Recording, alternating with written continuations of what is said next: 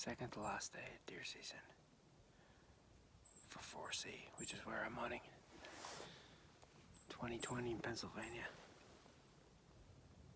They actually extended the last day to Martin Luther King Day, which is Monday. But of course I'll be working, so officially today is my last day. Have my muzzleloader.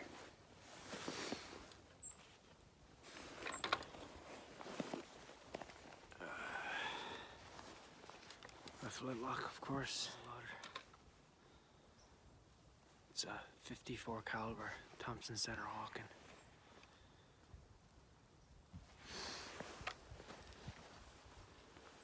We're gonna sit tight and see if we see any deer. I did do one under muzzleloader hunt with my wife already this season, but we didn't see any deer. It's been really slow for deer sightings late season. I've only seen a couple. And even then it was right at very first light.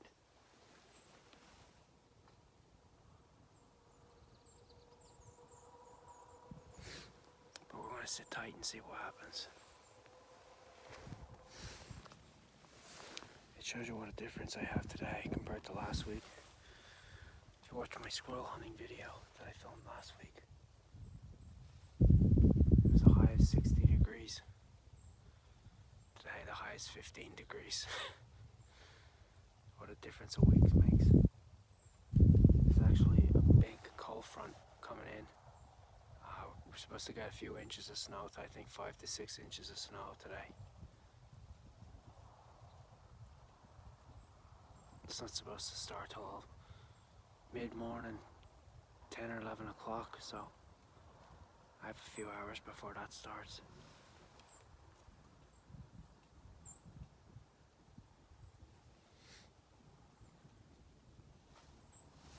Now it's all up to the deer. Well, as expected, all I have seen so far are squirrels.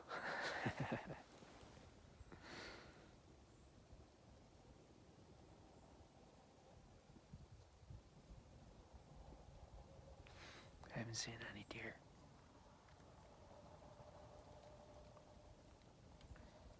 It's been super slow late season this year for deer. I mean, they're got to be moving at night, because they're not moving during daylight hours at all.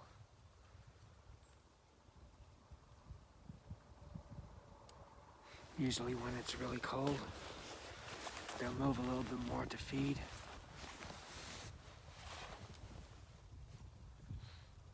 I still have quite a lot of clover in some of these open fields here, but they're not going to feed in the open during the daylight.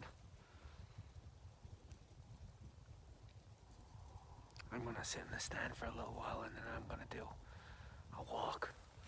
I'm going to check the woods on the top of the hill here. Then I'm going to come back down through the valley this way, and then I'm going to sneak along the edge of the woods here and watch in behind the pond, where I know that deer bed down. They bed down on this side of the hill.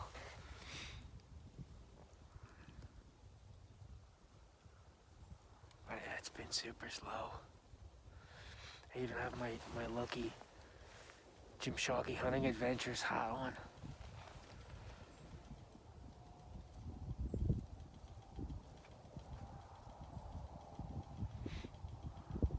You have to switch it up for muzzleloader season, to switch it up from the bone collector hat. I actually got this hat from Jim Shockey himself quite a few years ago now at the sports show in Harrisburg, which I'm going to be going to in a couple of weeks. It's the 1st of February.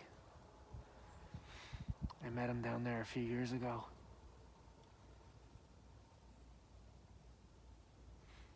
Really interesting guy. Super nice. Talk about hunting all over the world. Wow. He's hunted species of animals that some people haven't even heard of.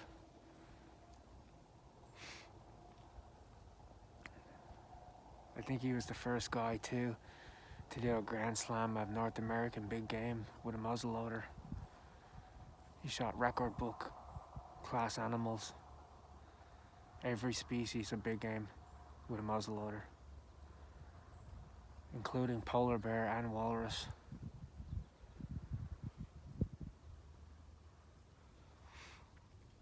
That's no easy feat.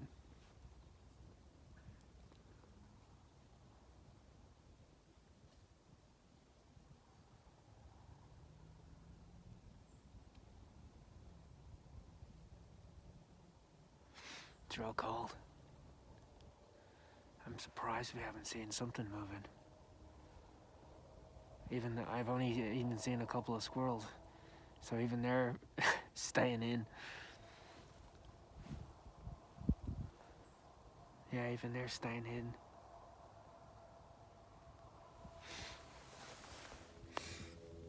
Well, I just bumped, I think, the last 2 deer I'm going to see this season.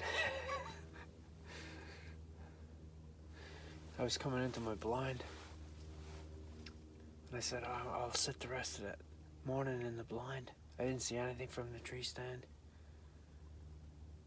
And no, there was 2 freaking deer right next to the blind when I was walking in. But the ground is so frozen, it's like walking on cornflakes.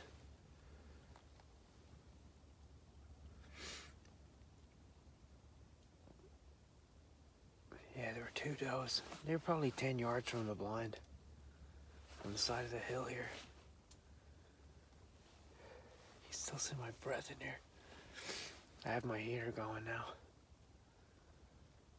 I checked the temperature at the cabin just before I came down here. It's 10 degrees Fahrenheit, which is about, I don't know, minus 13 Celsius, something like that.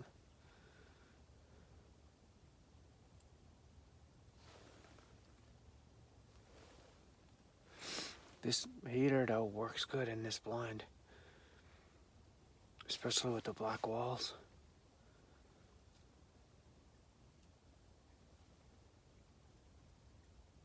It heats up pretty quick.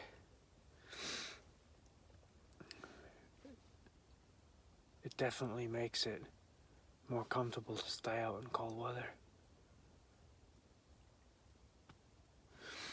I can even see there's patches of there's a little creek that runs down by where I have the blind here, and there's sections of that creek that are frozen.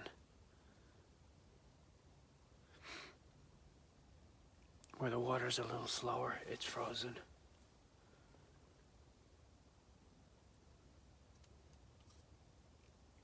But we're gonna wait it out a little while longer and see what happens. It shows you how cold it is. You see the creek here? Right outside the window of my blind. It's frozen. And some of it is still running.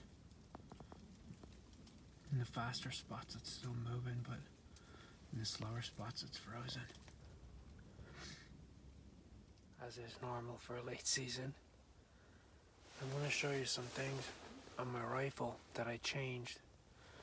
A lot of the videos I watch, guys have the most problems that I see are the gun not going off when you go to shoot it, like for a flintlock. Usually you have less trouble with cap locks, or especially inlines. You very rarely have a problem with inlines going off unless you have a bad primer. But on a flintlock it can be pretty finicky. The best advice I can give you, I emptied my lock so there's no powder in it. You can see it's open. But if you can see, if I get it right on the light there, if you see my touch hole right here, you see how big the hole is in it? There, that's the light. You can see how big it is. Now normally these rifles have touch holes where the hole is like really, really small. It's like a pinhole size. This is a big hole in it. Now the touch hole itself, when you take the lock off the gun, the touch hole screws out. So you can use an Allen wrench to take it out. It's replaceable. Of course, you take it out to be able to clean it. But This is a touch hole from Thompson Center. It's called a Firestorm. So what they do is there's a little pocket in it. It's double recessed. There's a hole all the way through to the powder, but then there's a bigger recess in the front of the touch hole that has a tendency to hold the 4FG powder that you would put in the pan. It gives it really good ignition. It allows more fire through to that main powder charge, I think, than a regular touch hole. Of course, regular touch holes work. Another thing that I would tend to do, especially if it was damp or snowing or raining, especially with rain, black powder is very susceptible to moisture, so I would constantly change the powder in my pan. Give it a little bit, change the powder, maybe every half an hour for every 45 minutes. Make sure that you have fresh powder in there that's dry. Usually if you cover the barrel, the powder inside the barrel will stay pretty dry as long as you seal the lock, if you don't get water running in the lock. Now I have a cow's knee which goes over the front of the lock. You can use that too. What it is, it's a piece of leather. If I have it with me, I think I do. This is a cow's knee. It's oiled leather. So what it does is, you would have it mounted over the lock of the gun like that. It's like a little hood for it. So then the strap comes underneath it and closes like that. And that way, it's like a little tent for it, the lock. It sheds water and sheds snow off of it, and it kind of protects it. I wouldn't carry it vertically. You know, if you were carrying your rifle, try not to carry it vertically this way or that way, because the water would have a tendency to still run in the lock. I usually carry mine across my chest, so I would bracket it like that. That way it's kind of protecting the lock as well, using my body to shield it. This works really good to shoot the gun. Then you would just have to slip the lock off and then go to full cock. But that works really good. You can get it at most, if you find stores that sell muzzleloading equipment, that you can get those. It's pretty specialized type stuff.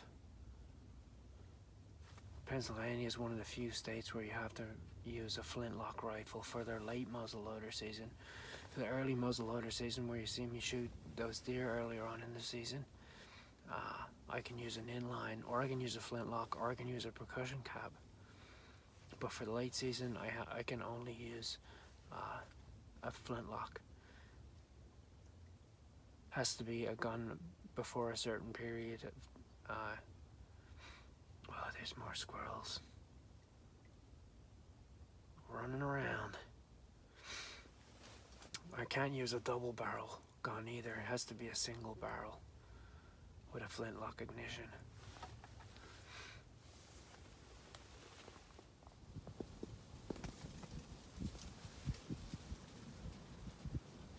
Where'd he go?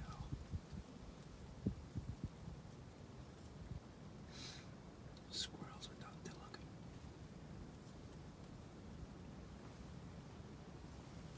There's another one. The squirrels are taunting me. They didn't learn their lesson last week.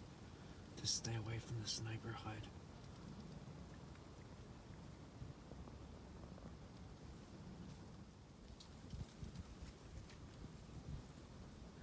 I'm starting to see snowflakes now.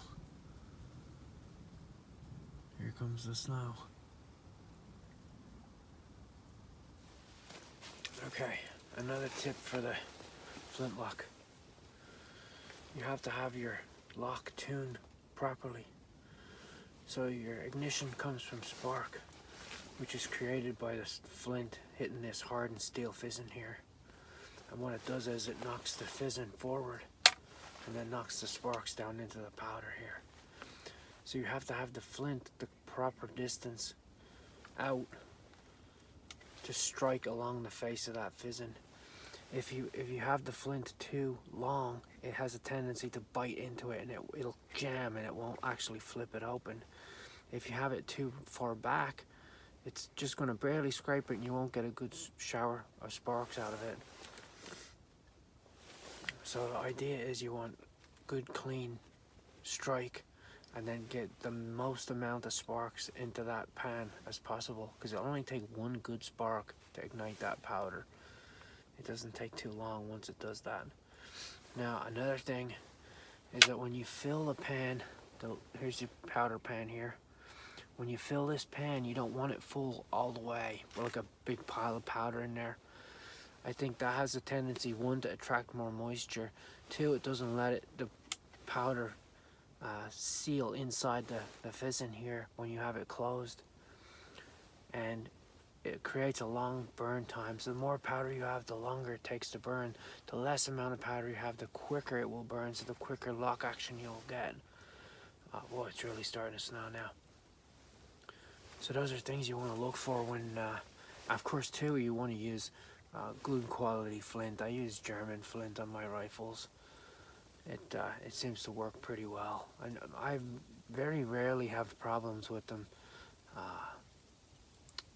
you know, not going off. A lot of it is gun maintenance, and then, like I said, switching the powder out of it to make sure that the powder is dry. Because if you've been sitting 3 or 4 hours in damp conditions, that powder's going to be damp, and it won't burn. You could put a match in it and it won't burn. I don't think we're going to be able to hunt too much longer. The snow flurries have started. I can see it coming in the window. If that's how I have to wrap up my deer season for this year, that was a good season. I had some really good hunts, seen some really nice bucks. Didn't get to shoot a buck this year, but that's okay. Not the first year I haven't done that. Won't be the last year I haven't done that. Did see some really nice bucks. Had some really great hunts this year. I had a great hunt with my daughter. I had another great hunt with my wife.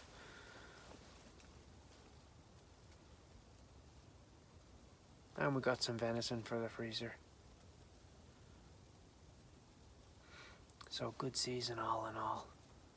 So I'd like to thank everybody for following along on my hunts. But September is going to be here before you know it. It's January the 18th today. 20th is going to be the last day for 4C, and I think 25th is going to be the last day for 5C, which is just a bit south of where I am here.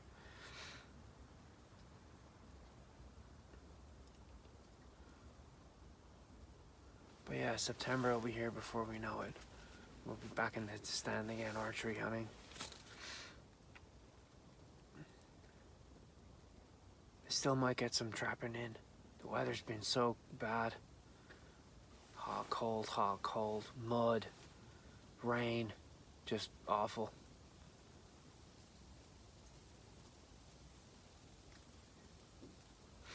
I'm gonna go to the sports show, start of February, we'll do that, Harrisburg. There's another squirrel. So I'm looking forward to that.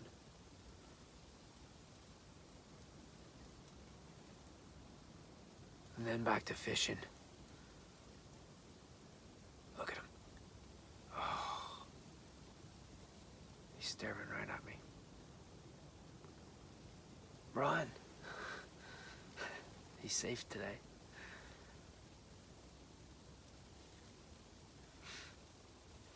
I'm gonna pan the camera around here so you can see the snow.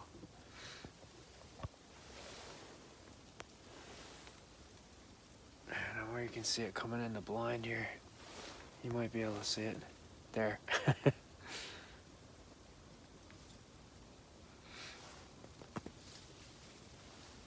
Snowy and windy.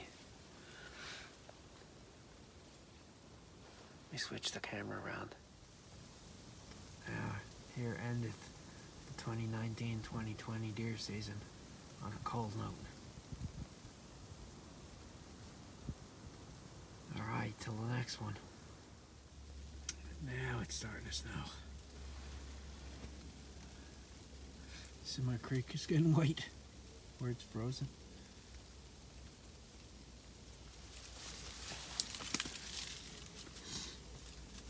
Yeah, this is gonna blanket. My visibility has gone to 0. This is gonna start covering quick. Okay. As you can see from around me, as expected, here comes the snowstorm.